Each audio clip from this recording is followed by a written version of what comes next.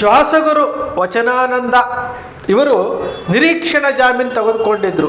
ಇವರು ತಪ್ಪೇ ಮಾಡಿಲ್ಲ ಅಂದಮೇಲೆ ನಿರೀಕ್ಷಣ ಜಾಮೀನು ಯಾಕೆ ತಗೊಂಡ್ರು? ಇವರನ್ನು ನಂಬಿಕೊಂಡು ಮಕ್ಕಳು ಇವರು ಮಾರ್ಗದರ್ಶಕರಾಗ್ತಾರೆ, ಇವರು ದಾರಿ ತೋರಿಸ್ತಾರೆ ಅಂತೇಳಿ ಇವರ ಜೊತೆಗೆ ಬಂದರೆ ಆ ಮಕ್ಕಳ ಮೇಲೆ ಲೈಂಗಿಕ ದೌರ್ಜನ್ಯ ಮಾಡಿದ್ದಾರೆ. ಆ ಕಾಯ್ದೆಯ ಅಡಿನಲ್ಲಿ ಇವರಿಗೆ ಕೇಸನ್ನು ರಿಜಿಸ್ಟರ್ ಮಾಡಿದ್ದಾರೆ. ಇವರ ಮೇಲೆ FIR ಆಗಿದೆ, ಚಾರ್ಜ್ ಶೀಟ್ ಆಗಿದೆ. ಇವರು ನಿರೀಕ್ಷಣಾ ಜಾಮೀನನ್ನು ತಗೊಂಡಿದ್ದಾರೆ. ಹೈಕೋರ್ಟ್ ಇವತ್ತು ವಿಚಾರಣೆ ನಡೆಸ್ತು.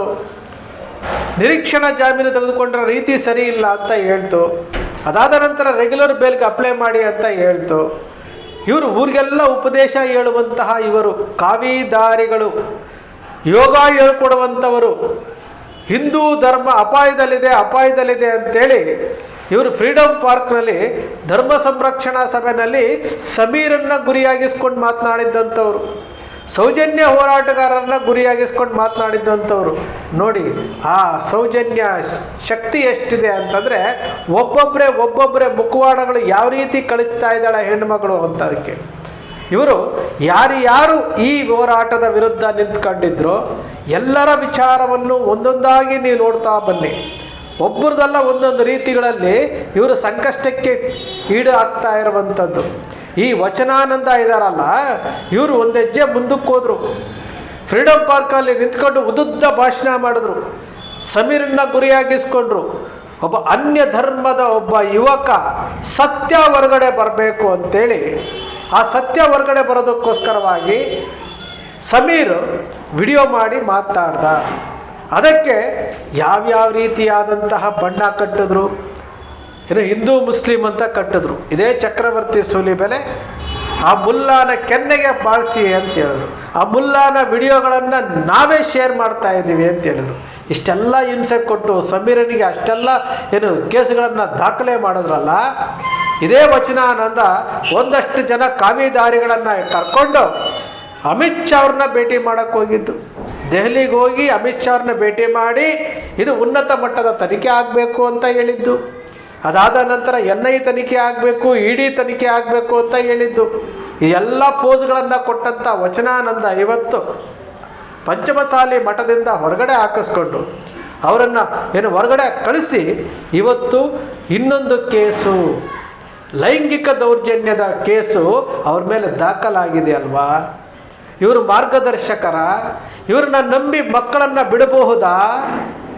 ಇವರು ಊರಿಗೆ ಉಪದೇಶ ಹೇಳುವಂತಹ ಶ್ವಾಸಗುರು ಅಂತೆ. ಇವರು ಒಂದು ಪ್ರತಿಷ್ಠಿತ ಮಠಕ್ಕೆ ಪೀಠಾಧ್ಯಕ್ಷರಾಗಿದ್ದರೂ ಸಹ ಆ ಜವಾಬ್ದಾರಿಯನ್ನು ಮರೆತಂತಹ ಈ ವ್ಯಕ್ತಿ ಊರಿಗೆ ಉಪದೇಶ ಹೇಳುವಂಥದ್ದು, ಮಾರ್ಗದರ್ಶನ ತೋರಿಸ್ತಾ ಇರುವಂಥದ್ದು. ನಾವು ಪದೇ ಹೇಳ್ತಾ ಇರುವಂಥದ್ದು, ಹೋರಾಟ ಸತ್ಯದ ಹಾದಿನಲ್ಲಿದ್ದಾಗ ಸ್ವಲ್ಪ ನಮಗೆ ತೊಂದರೆ ಆಗುತ್ತೆ, ಸ್ವಲ್ಪ ಹಿನ್ನಡೆ ಅನ್ನಿಸ್ಬೋದು. ಆದರೆ ಅಂತಿಮವಾಗಿ ಗೆಲ್ಲೋದು ಸತ್ಯನೇ ಅನ್ನೋದಕ್ಕೆ ಈ ಕಲಿಯುಗದಲ್ಲೂ ಸಹ ನಮ್ಮ ಕಣ್ಣು ಮುಂದೆ ನಡೀತಾ ಇರುವಂತಹ ವಿದ್ಯಮಾನಗಳ ಬಗ್ಗೆ ನಾವು ನೋಡಿದ್ರೆ ಈ ಕಲಿಯುಗದಲ್ಲೂ ಸಹ ಸತ್ಯ ಅನ್ನೋದಿದೆ, ಧರ್ಮ ಅನ್ನೋದಿದೆ, ನೀತಿ ಅನ್ನೋದಿದೆ, ಮೌಲ್ಯಗಳು ಇನ್ನೂ ಇದೆ. ಇದೆಲ್ಲವನ್ನು ಅಳಿಸಿ ಹಾಕಿ ದೇವರ ಹೆಸರಿನಲ್ಲಿ ಹಣ ಮಾಡಲಿಕ್ಕೆ ಹೋಗ್ತಾ ಇರುವಂಥದ್ದು, ದೇವರನ್ನು ಮುಂದಿಟ್ಟುಕೊಂಡು ಎದುರಿಸುವಂಥದ್ದು, ಭಾವನಾತ್ಮಕವಾಗಿ ಅವ್ರ ಮೇಲೆ ಅಪ್ಲೈ ಮಾಡುವಂಥದ್ದು ಎಲ್ಲವನ್ನೂ ನಾವು ನೋಡ್ತಾ ಇದ್ದೀವಲ್ವಾ, ಕಣ್ಣು ಮುಂದೆ ನಡೀತಾ ಇದೆಯಲ್ವಾ. ನಮಗೆ ಈ ವಾಟ್ಸಪ್ನಲ್ಲಿ, ಯೂಟ್ಯೂಬ್ನಲ್ಲಿ ಎಂತೆಂತಹ ವಿಡಿಯೋಗಳು ಬೇಕು ಗೊತ್ತಾ? ಮನಸ್ಸಿಗೆ ಮುದ ಕೊಡುವಂತಹ ರೀಲ್ಸ್ಗಳು ಬೇಕಾಗ್ತವೆ. ಇಂತಹ ಈ ಕಲಿಯುಗದಲ್ಲೂ ಸತ್ಯ ಇದೆ, ನ್ಯಾಯ ಇದೆ, ನೀತಿ ಇದೆ ಅನ್ನೋ ವಿಡಿಯೋಗಳು ಬೇಕಾಗಿಲ್ಲ. ಇಲ್ಲಿ ಯಾರ್ಯಾರು ತಪ್ಪು ಮಾಡ್ತಾ ಇದ್ದಾರೆ, ದೇವರ ಹೆಸರಿನಲ್ಲಿ ಲೇವಾದೇವಿ ಮಾಡ್ತಾ ಇರುವಂಥವ್ರು ನಾವು ಭಾಳಷ್ಟು ಜನ ನೋಡ್ತೀವಿ. ಆ ದೇವ್ರ ಹೆಸರು ಇಟ್ಕೊಂಡು ಈ ದೇವ್ರ ಹೆಸರು ಇಟ್ಕೊಂಡು ಫೈನಾನ್ಸ್ ಮಾಡ್ತಾ ಇರುವಂಥವ್ರನ್ನೆಲ್ಲ ನೋಡ್ತಾ ಇದ್ವಿ.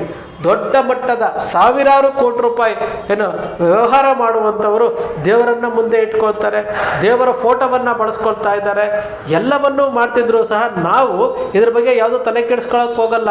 ಯಾಕೆಂದರೆ ನಮಗೂ ಅದಕ್ಕೆ ಸಂಬಂಧ ಇಲ್ಲ ಅನ್ನೋ ರೀತಿ ಇರ್ತೀವಿ. ಈ ಒಂದು ವಿಚಾರದಲ್ಲಿ ಇದೇ ಆಗಿದ್ದು. ಶ್ವಾಸಗುರು ಯೋಗ ಹೇಳ್ಕೊಡ್ತಾ ಇರುವಂತಹ ಸ್ವಾಮೀಜಿ, ಇವರು ಗುರುಗಳು, ಇವರು ಸರಿಯಾದ ಮಾರ್ಗದಲ್ಲಿ ನಡೀತಾ ಇದ್ದಾರೆ ಅಂತೇಳಿ ಅವರನ್ನು ಪೀಠಾಧ್ಯಕ್ಷರನ್ನಾಗಿ ಮಾಡ್ತಾರೆ. ಅಲ್ಲಿ ಭವ್ಯವಾದಂತಹ ಕಟ್ಟಡದಲ್ಲಿ ಯಾವ ಮಾರ್ಗದರ್ಶನ ತೋರಿಸ್ಬೇಕಾಗಿತ್ತೋ ಅದ್ಯಾವುದೂ ತೋರಿಸಲೇ ಇಲ್ಲ. ಅಂತಿಮವಾಗಿ ಇವರ ಮೇಲೆ ಕೇಸುಗಳು ದಾಖಲಾಯಿತು. ಇವತ್ತು ಅದು ಎಂತಹ ಕೇಸು? ಯಡಿಯೂರಪ್ಪನವರ ಮೇಲೆ ಕೇಸ್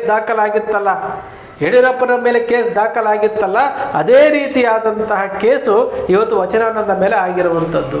ನಿರೀಕ್ಷಣಾ ಜಾಮೀನು ರದ್ದು ಆಗಿದೆ. ಈಗ ರೆಗ್ಯುಲರ್ ಬೇಲ್ಗೆ ಅಪ್ಲೈ ಮಾಡಬೇಕು.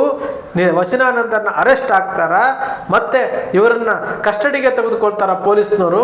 ಇನ್ನೆರಡು ದಿವಸಗಳಲ್ಲಿ ಎಲ್ಲವೂ ಗೊತ್ತಾಗುತ್ತೆ. ನಾವು ಪದೇ ಹೇಳ್ತಾ ಇರುವಂಥದ್ದು, ಸತ್ಯದ ಹಾದಿನಲ್ಲಿ ನಡೀತಾ ಇದ್ದೇವೆ ನಾವು. ಸೌಜನ್ಯ ಹೋರಾಟ ಇರ್ಬೋದು, ಆನೆ ಮಾವುತನ ವಿಚಾರ ಇರ್ಬೋದು, ಚಿನ್ನಯ್ಯನ ವಿಚಾರ ಇರ್ಬೋದು, ಎಲ್ಲ ವಿಚಾರಗಳಲ್ಲೂ ಸಹ ಸತ್ಯದ ಹಾದಿನಲ್ಲಿ ನಾವು ನಡೀತಾ ಇದ್ದೇವೆ. ನಮಗೆ ಗೊತ್ತಿದೆ ನಾವು ಗೆಲ್ಲೋದು ನಾವೇ ಅಂತೇಳಿ. ನಾವು ಪದೇ ಹೇಳ್ತಾ ಇರ್ತೀವಿ, ಸತ್ಯದ ಹಾದಿನಲ್ಲಿ ಹೋದಾಗ ನಮಗೆ ಗೆಲುವು ಖಂಡಿತ ಸಿಗುತ್ತೆ. ಯಾರು ಎಷ್ಟೇ ಕುತಂತ್ರ ಮಾಡಿ ಎಷ್ಟೇ ಅಡ್ಡದಾರಿ ಎಳೆದ್ರೂ ಸಹ ನಾವು ಗೆದ್ದೇ ಗೆಲ್ತೀವಿ. ಈ ಯಾರ್ಯಾರು ಅತ್ಯಾಚಾರಿಗಳು ಇದ್ದಾರೋ, ಯಾರ್ಯಾರು ಈ ಕೊಲೆಪಾತಕರಿದ್ದಾರೋ ಎಲ್ಲರ ಮುಖವಾಡ ಬಯಲಾಗೋದು ಬಹಳ ದಿನ ಬೇಕಾಗಿಲ್ಲ. ಜುಲೈ ತಿಂಗಳಲ್ಲಿ ಸುಪ್ರೀಂ ಕೋರ್ಟ್ನಲ್ಲಿ ಏನು ಆದೇಶ ಬರುತ್ತೆ, ಸರ್ಕಾರಕ್ಕೆ ಏನು ಆದೇಶ ಕೊಡುತ್ತೆ, ಆ ಆದೇಶದ ಮೇಲೆ ಎಲ್ಲರ ಚಿತ್ತ. 74 UDRಗಳು ಆಪದ್ ಬಾಂಧವ ಶ್ರೀಕೃಷ್ಣ ಪರಮಾತ್ಮನ ಅವತಾರದಲ್ಲಿರುವಂತಹ ಬಾಲನ್ನವರು 74 UDRಗಳ ಬಗ್ಗೆ ಕೇಸ್ ನಡೆಸ್ತಾ ಇದ್ದಾರೆ. ಅದೂ ಸಹ ಮುಂದಿನ ತಿಂಗಳು ಒಂದು ಹಂತಕ್ಕೆ ಬರ್ತಾ ಇದೆ. ಪ್ರತಿಯೊಂದು ವಿಚಾರಗಳು ಅಕ್ವಿಟಲ್ ಕಮಿಟಿಯ ಬಗ್ಗೆ MR ಬಾಲಕೃಷ್ಣ ಅವರು ಮಾತನಾಡ್ತಾ ಇದ್ದಾರೆ, ಆ ಕೇಸನ್ನು ನಡೆಸ್ತಾ ಇದ್ದಾರೆ. ಪ್ರತಿಯೊಂದು ವಿಚಾರ ಈ ಎಲ್ಲವೂ ಹೊರಗಡೆ ಬರಬೇಕು. ಚಿನ್ನಯ್ಯ ಇವತ್ತು ರಿಟ್ ಪಿಟಿಷನಲ್ಲಿ ಸಲ್ಲಿಸಿರುವಂಥ ವಿಚಾರಗಳಿಗೆ ಉತ್ತರ ಕೊಡಲೇಬೇಕು. ಇವರು ಮಾಡಿರುವಂತಹ ಆರೋಪಗಳಿಗೆ ಸಾಕ್ಷಿ ಕೊಡಬೇಕಲ್ವ. ಎಲ್ಲವನ್ನು ಫಾಲೋ ಅಪ್ ಮಾಡ್ತಾ ಇರುವಂತಹ ಒಂದು ತಂಡ, ಅದು ದೊಡ್ಡ ತಂಡ ಅಲ್ಲ, ಹಣ ಇರುವಂತಹ ತಂಡ ಅಲ್ಲ. ನಮ್ಮಲ್ಲಿ ಇರುವಂಥದ್ದು ಪ್ರಾಮಾಣಿಕತೆ, ನಮ್ಮಲ್ಲಿರುವಂಥದ್ದು ಸತ್ಯ, ನಮ್ಮಲ್ಲಿರುವಂಥದ್ದು ನ್ಯಾಯ. ನಾವು ನ್ಯಾಯದ ಹಾದಿ ಬಿಟ್ಟು ನಾವು ಹೋಗ್ತಾ ಇಲ್ಲ. ವಚನಾನಂದ ಇವತ್ತು ಆರೋಪಗಳು ಸಾಬೀತಾಯಿತು ಅಂತಂದರೆ ಜೈಲಿನಲ್ಲಿ ಕೂತ್ಕೊಂಡು ಮುದ್ದೆ ತಿನ್ನುವಂತಹ ಸಮಯ ಬಹಳ ದೂರ ಇಲ್ಲ. ಇದೇ ವಚನಾನಂದ ಹೋರಾಟಗಾರರನ್ನು ಗುರಿಯಾಗಿಸ್ಕೊಂಡಿದ್ದಂತಹ ವ್ಯಕ್ತಿ ಎಷ್ಟು ಬೇಗ ಇದರ ಫಲಿತಾಂಶ ಬಂತು ನೋಡಿ. ನಾವು ಹಿಂದೆನೂ ಒಂದು 2-3 ಬಾರಿ ವಿಡಿಯೋ ಮಾಡಿದ್ದೀನಿ. ಅದರಲ್ಲೂ ನಾನು ಹೇಳಿದ್ದೇನೆ, ಸೌಜನ್ಯ ವಿಚಾರದಲ್ಲಿ ಯಾರ್ಯಾರು ಬರ್ತಾರೆ, ಯಾರ್ಯಾರು ದಾರಿ ತಪ್ಪಿಸ್ಲಿಕ್ಕೆ ಹೋಗ್ತಾರೋ ಎಲ್ಲರಿಗೂ ಸಹ ಒಂದಲ್ಲ ಒಂದು ಸಮಸ್ಯೆಗಳು ಕಾಡ್ತಾನೆ ಇರುತ್ತೆ ಅಂತ ಹೇಳ್ತಾ ಇದ್ವಿ. ಕಿರಿಕೀರ್ತಿ, ಚಕ್ರವರ್ತಿ ಸುಲಿಬೆಲೆ, ರಾಕೇಶ್ ಶೆಟ್ರು, ಜಯಪ್ರಕಾಶ್ ಶೆಟ್ರು, ಆಮೇಲೆ ಶೋಭಾ ಮಳವಳ್ಳಿ, ಇವರೆಲ್ಲರೂ ಸಹ ಸೌಜನ್ಯ ವಿಚಾರವನ್ನು ತೆಗೆದು ದಾರಿ ತಪ್ಪಿಸೋದಕ್ಕೆ ಹೋಗಿರುವಂಥದ್ದು. ಎಲ್ಲರೂ ಇವತ್ತು ಯಾರೂ ಮೀಡಿಯಾ ಫೀಲ್ಡಲ್ಲೇ ಕಾಣ್ತಾ ಇಲ್ಲ ನಮಗೆ. ಕಿರಿಕೀರ್ತಿ ಅಂತೂ ಜಡ್ಜ್ಮೆಂಟ್ ಕಾಪಿಯನ್ನು ವಿಶ್ಲೇಷಣೆ ಮಾಡಿದಂಥದ್ದು ಎಲ್ಲವೂ ಸಹ ಕಣ್ಣು ಮುಂದೆ ಇದೆ.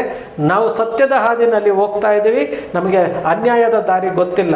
ಸ್ನೇಹಿತರೆ, ನಿಮ್ಮ ಅಕ್ಷರ ಮೀಡಿಯಾ ಯಾವತ್ತಿಗೂ ಸೃಷ್ಟಿ ಮಾಡೋದಿಲ್ಲ, ಕಲ್ಪನೆ ಮಾಡೋದಿಲ್ಲ, ವಾಸ್ತವದ ವಿಚಾರವನ್ನಷ್ಟೇ ವಿಶ್ಲೇಷಣೆ ಮಾಡುತ್ತೆ.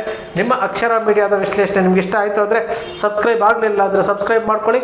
ಪಕ್ಕದಲ್ಲಿ ಕಾಣುವಂಥ ಬೆಲ್ ಐಕಾನ್ ಪ್ರೆಸ್ ಮಾಡಿ, ಶೇರ್ ಮಾಡಿ, ಪ್ರೋತ್ಸಾಹ ನೀಡಿ.